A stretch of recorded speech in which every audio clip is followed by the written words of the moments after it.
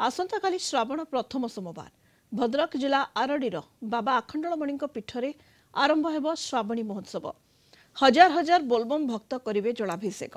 सेतिपाई चल चंचल आखंडलमणि पीठ पहुंचिले बोलबम भक्त। विभिन्न नदी उठाई पानी पानी भार कांधरे बोही चाली चाली पीठरे पहुंचिले। श्रृंखलित जल लागी मंदिर प्रशासन तरफ पीठरे बैरिकेड व्यवस्था करा जायछि। सेवायत माने मध्य प्रस्तुत। रविवार मध्यरात्रु बोलबम भक्त माने करि पारिबे जल लागे।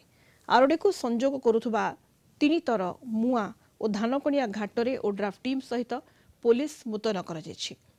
ये मासर 4टा सोमवार पड़ुछि जगन्नाथ पांजीर आ बिरजा बजार मिसी 4टा सोमवार पड़ुछि। प्रत्येक दिन होती रविवार सोमवार टी अधिका होती।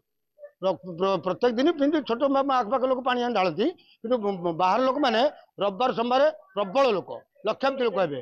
आज आम आज राति 12टा ठारू मंदिर जो श्रावणी खोला हो पानी ढालिबे काली जे केतबेले सरिबो ता कहि हेबनी। शनिवार दिन आम पानी उठेलु बाबा डाकरे आसी पहुंचलु भारी कष्ट काली सोमवार पानी ढालू राति पानी ढालू ठाकुर बहुत खुशी लगुच बहुत बहुत कही हेबनी माने एटिक आसला एते माने खुशी लगुच माने कही होनी। बाबा को जो भी दुख जहाँ भी कहले भी बाबा माने से दुखटा को पूरा पूरण करन जहाँ भी जनले से दुख सुख रे सब था बाबा।